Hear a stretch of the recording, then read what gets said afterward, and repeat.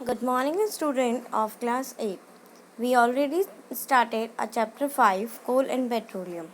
इसमें पिछले लेक्चर में मैंने आप लोगों को बताया था कि what is the source of energy. Energy के सोर्स क्या होते हैं और एनर्जी कितने टाइप की होती है। तो लास्ट टॉपिक जो था हमारा था वो था नेचुरल सोर्स ऑफ एनर्जी। तो आज हम कुछ नेचुरल सोर्स ऑफ एनर्जी के टाइप्स पढ़ेंगे। चलिए देखते हैं। जो सबसे पहला टाइप है वो है फॉसिल फ्यूल्स। क्या है fossil fuels? It is form when dead plants and animal got buried under earth over millions of year ago and due to high pressure and temperature they got transformed into fossil fuels. अब क्या होता है, जो plants या animals dead हो जाते हैं, मर जाते हैं, वो ज़मीन के अंदर दाब दिए जाते हैं ना, उनको ज़मीन के अंदर दबा देते हैं या कुछ प्लांट्स अपने आप ही दब जाते हैं। तो अब ज़मीन के अंदर क्या होता है, बहुत ही ज़्यादा हाई प्रेशर और टेम्परेचर होता है, जिसकी वजह से क्या होते हैं वो बर्ड हो जाते हैं, गल जाते हैं। ठीक है, और वो किस में धीरे धीरे चेंज होने लगते हैं, फॉसिल्स फ्यूल्स में। They are non renewable resources so their wise use is recommended. अब मैंने आपको पिछले लेक्चर में बताया था जो नॉन रिन्यूएबल सोर्सेज होते हैं वो जल्दी से हमें वापस मतलब हम उसको अगेन यूज़ नहीं कर सकते। वो ना ही हमें अगर वो एक बार ख़त्म हो जाएंगे तो उसको दोबारा बनाने में हमें सालों साल लग जाएंगे। ठीक है, तो जो नॉन रिन्यूएबल सोर्सेज होते हैं लाइक फॉसिल फ्यूल्स, हमें इनका यूज़ बड़ी सावधानी से करना चाहिए। Don't waste non renewable resources as they take much time to get renewed. अब हमें नॉन रिन्यूएबल रिसोर्सेज को क्या करना चाहिए, वेस्ट नहीं करना चाहिए, क्योंकि इनको दोबारा बनाने के लिए, रिन्यू करने के लिए बहुत समय चाहिए। अब देखिए, अगर मान लीजिए हम लोग ये फॉसिल फ्यूल्स ख़त्म कर देते हैं तो हमारी आने वाली जनरेशन, जो नेक्स्ट जनरेशन होगी, उसको ये फ्यूल्स नहीं मिल पाएंगे, क्योंकि जो एनिमल या डेड प्लांट्स जो ज़मीनों में ढस रहे होंगे, है ना, वो कब मिलेंगे, है कई सालों बाद, मिलियंस ऑफ ईयर्स बाद। ठीक है, तो इसलिए हमें जो नॉन रिन्यूएबल रिसोर्सेज होते हैं हमारे, हमें उसका अच्छे से ध्यान रखकर ही उसका हमें इस्तेमाल करना चाहिए कि वो वेस्ट ना हो। नेक्स्ट है इसमें हमारा types of fossil fuels. Fossil fuels के टाइप्स क्या होते हैं? There are 3 types: coal, natural gas and petroleum. अब हम एक एक करके इन सब के बारे में पढ़ते हैं। चलिए स्टार्ट करते हैं सबसे पहले कोल से।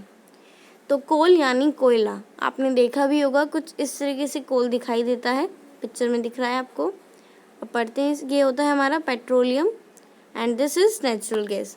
नेचुरल गैस भी 2 तरीके की होती है, सीएनजी और एलपीजी। जब हम आगे इसके बारे में पढ़ेंगे तो अच्छे से एक्सप्लेन करेंगे। तो सबसे पहले पढ़ते हैं हम कोल के बारे में।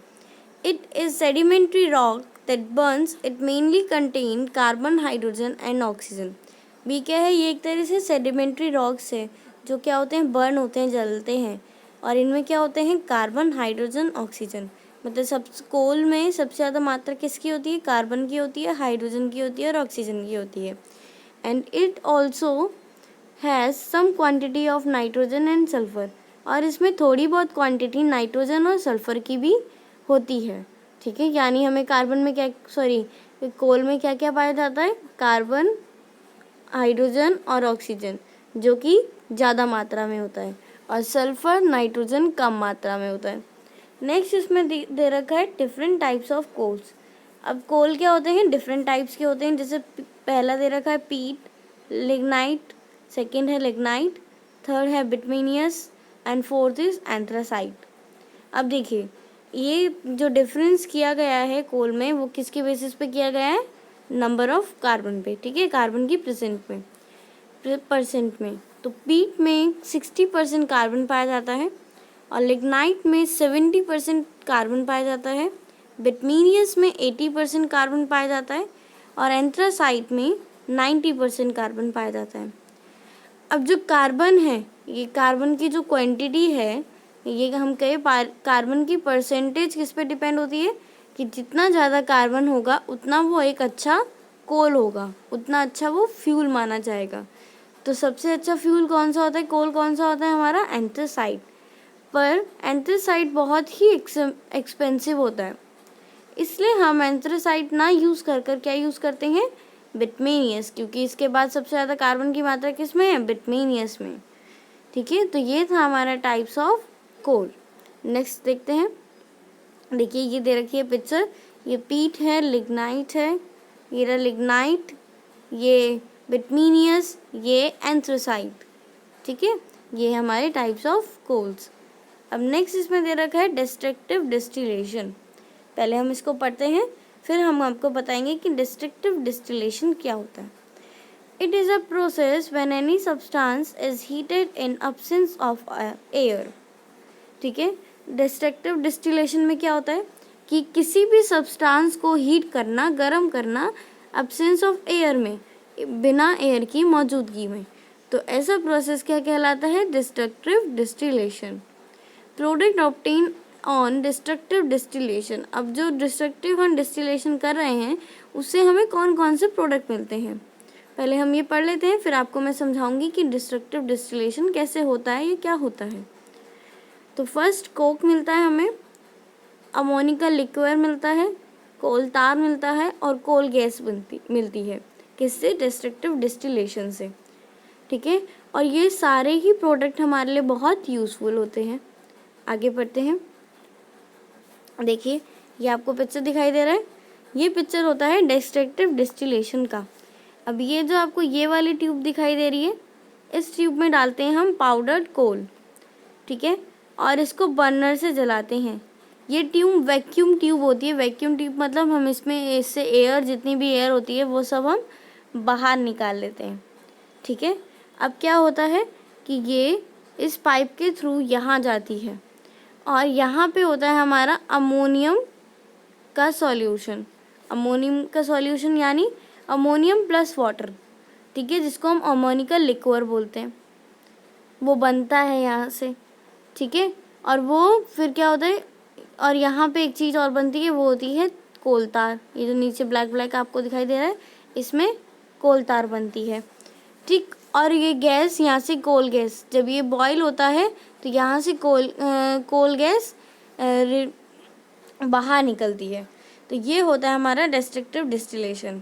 अब इन चीज़ों को हमें बनाने की ज़रूरत क्या पड़ी, कि हम क्यों ये यूज़ करें डिस्ट्रक्टिव डिस्टिलेशन। ठीक है, अब आगे पढ़ते हैं। देखिए डिस्ट्रक्टिव डिस्टिलेशन से हमें इतना तो पता चल गया कि हमें कोक मिलता है, लिक्विड अमोनिका लिक्विड मिलता है, कोल तार मिलता है और कोल गैस मिलती है। अब हमें इन चीज़ों की ज़रूरत क्यों है, आगे बढ़ते हैं। सबसे पहले पढ़ेंगे हम कोक के बारे में। It is used as reducing agent in metallurgy as fuel.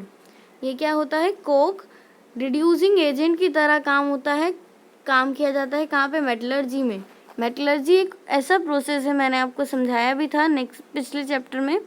Metallurgy एक ऐसा प्रोसेस है जिसमें हम ओर या मिनरल्स में से मेटल्स को बाहर निकालते हैं।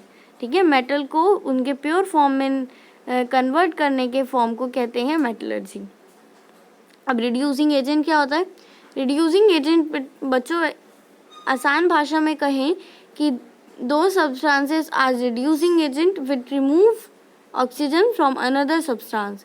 जो किसी सब्सटेंस में से ऑक्सीजन को निकाल ले उसको हम रिड्यूसिंग एजेंट बोल सकते हैं।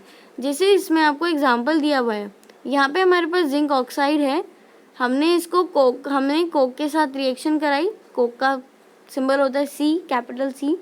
तो उसने क्या बनाया, Zn+CO। देखो कोक के साथ रिएक्शन करके ZnO था, जो कि अब क्या बन गया, Zn, यानी जिंक में आ गया। तो हमने क्या करा, कोक डालते ही इसने इसकी ऑक्सीजन को खींच लिया, इसकी ऑक्सीजन को रिमूव कर दिया, और जो दूसरे सब्सटेंसेस की ऑक्सीजन को रिमूव करवा दे वो क्या कहलाते हैं, रिड्यूसिंग एजेंट। ठीक है, तो नेक्स्ट है हमारा कोक किस में यूज़ होता है, हमारा मेटलर्जी में। ठीक है, ये एक रिड्यूसिंग एजेंट है। नेक्स्ट पढ़ते हैं हम अमोनिकल लिक्विड में। It is converted into ammoniacal sulphate, ammonium sulphate. अब जो अमोनिकल लिक्विड होता है उसको हम किस में कन्वर्ट कर लेते हैं, अमोनियम सल्फेट में, bye absorbing dilute sulphuric acid. और इसमें क्या डालते हैं हम, डाइल्यूट सल्फ्यूरिक एसिड डालते हैं। And ammonium is excellent fertiliser. तो जो अमोनियम होता है वो क्या होता है, एक बहुत अच्छा फर्टिलाइज़र होता है। फर्टिलाइज़र आप लोगों को पता है ना, फर्टिलाइजर्स क्या होते हैं, जो हमारी सॉइल की फर्टिलिटी को बढ़ाते हैं ताकि प्लांट्स अच्छे से ग्रो कर सके। नेक्स्ट है, अब देखते हैं इसमें किस प्रकार रिएक्शन होती है। अमोनियम लिक्विड का मतलब क्या है, अमोनियम प्लस वाटर। ठीक है, अमोनियम लिक्विड का मतलब है अमोनियम प्लस वाटर। अब हम जो हमारे पास अमोनियम लिक्विड आया, इसका फॉर्मूला होता है NH4OH। इसमें हमने डाला सल्फ्यूरिक एसिड और उसने क्या बनाया, अमोनियम सल्फेट। क्या बनाया उसने, अमोनियम सल्फेट। ठीक है, और ये जो अमोनियम सल्फेट होता है यही हमारा एक अच्छा फर्टिलाइज़र होता है। तो मतलब अमोनिका लिक्विड किस में काम आ रहा है, हमारा फर्टिलिटी में। ठीक है, प्लांट की फर्टिलाइज़र सॉइल की फर्टिलिटी को बढ़ाने के लिए। नेक्स्ट हम देखते हैं कोलतार। कोलतार किसके काम आता है, it is used for surfacing roads and also source of different aromatic compounds. अब क्या है, कोलतार रोड को जो रोड की सरफेस होती है उसको स्मूथ करने के लिए, उसको अच्छा बनाने के लिए या मजबूत बनाने के लिए भी इस्तेमाल किया जाता है। आपने देखा भी होगा, अगर आपने कहीं पे सड़क बनती हुई देखी है तो एक काले कलर का लिक्विड डालते हैं, है ना, वही होता है हमारा कोलतार। या फिर हम ये कहें कि कोलतार एरोमेटिक कंपाउंड्स का सोर्स भी है। अब एरोमेटिक कंपाउंड्स क्या होते हैं, एरोमेटिक कंपाउंड्स ऐसे कंपाउंड्स होते हैं जिसमें बहुत अच्छी खुशबू होती है। ठीक है, ऐसे सब्सटेंसेस, ऐसे कंपाउंड्स जिसमें खुशबू हो, वो हमारे एरोमेटिक कंपाउंड्स कहलाते हैं। नेक्स्ट आगे देखते हैं। नेक्स्ट है हमारा coal gas. Coal gas, it is a mixture of hydrogen, methane. Methane का फॉर्मूला होता है CH4, कार्बन के साथ 4 हाइड्रोजन जुड़े हुए होते हैं, उसको हम बोलते हैं मीथेन। एंड कार्बन मोनोऑक्साइड, मतलब कोल गैस किस किस से बनी है, हाइड्रोजन से, मीथेन से और कार्बन मोनोऑक्साइड से। All these gases provide heat and burn, it is a good fuel cooking gas. अब ये क्या होती हैं, ये सारी गैसेस जलने वाली हैं, कि ये जलती हैं, बर्न होती है। ठीक है, इसलिए हम इसको एक गुड फ्यूल मानते हैं और इसको हम खाने बनाने की गैस में इस्तेमाल करते हैं। तो ये रहा हमारा कोक। कोक इस तरह दिखाई देता है। ठीक है, किसके काम आता है कोक, मेटलर्जी में काम आता है। ये अमोनियम सल्फेट, ये कुछ इस तरह पाउडर फॉर्म में दिखता है। ठीक है, ये अमोनियम लिक्विड, इसको हम क्या करते हैं, लिक्विड बना लेते हैं। नेक्स्ट है ये कोलता, ये कुछ इस तरीके से दिखता है, आपने देखा भी होगा। नेक्स्ट है ये कोल गैस। कोल गैस किसके लिए यूज़ होता है, बर्निंग के लिए, क्योंकि ये बहुत अच्छी बर्निंग गैस है। ठीक है, नेक्स्ट है जो हमारा टाइप है वो है natural gas. It has mixture of alkanes. इसमें एल्केन का, ये नेचुरल गैस क्या होती है, एल्केन्स का मिक्सचर होता है। एल्केन्स क्या कहलाते हैं बेटा, एल्केन्स अगर मैं आपको आसान भाषा में बताऊं कि जब कार्बन और हाइड्रोजन सिंगल बॉन्ड बनाते हैं तो वो एल्केन्स बनाते हैं। ठीक है, दैट इज़ 80% मीथेन। इसमें 80% तो मीथेन होता है, ये एक एल्केन ही है। 7% इथेन, ये भी एक एल्केन है।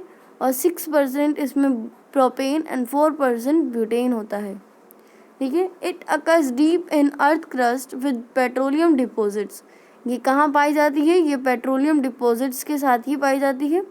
It is mostly used in form liquid petroleum gas and compressed natural gas.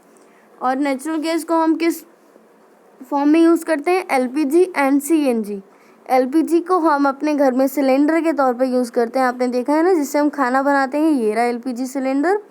ठीक है, और ये होती है हमारी CNG गैस, जिसको हम बोलते हैं कंप्रेस्ड नेचुरल गैस।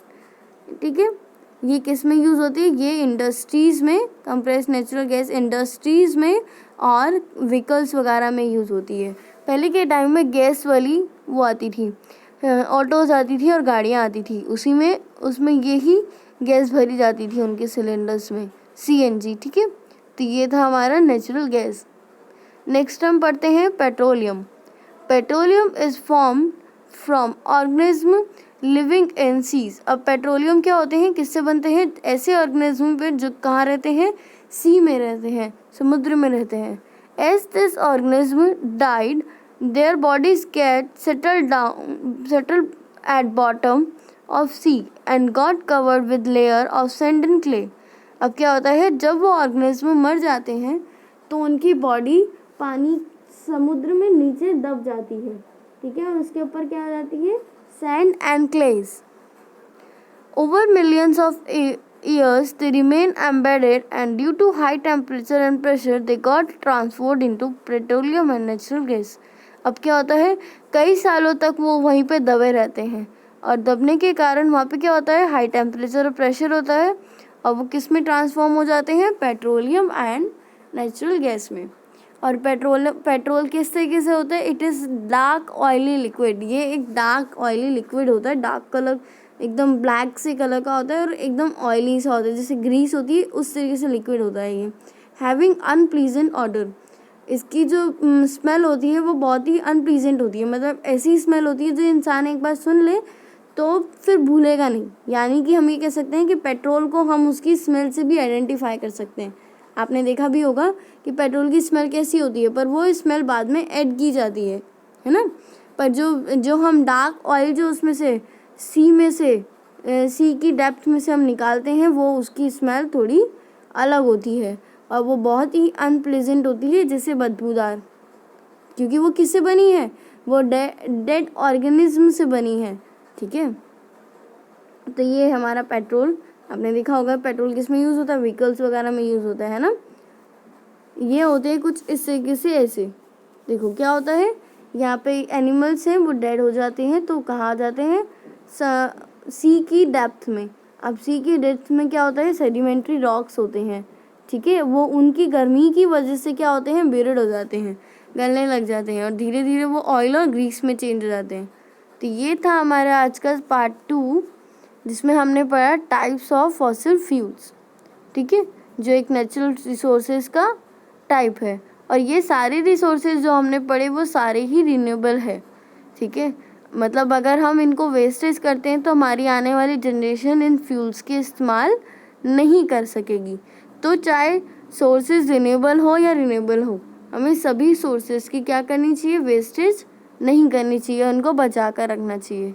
तो आई होप आप लोगों को आज का टॉपिक समझ में आए होंगे. Thank you.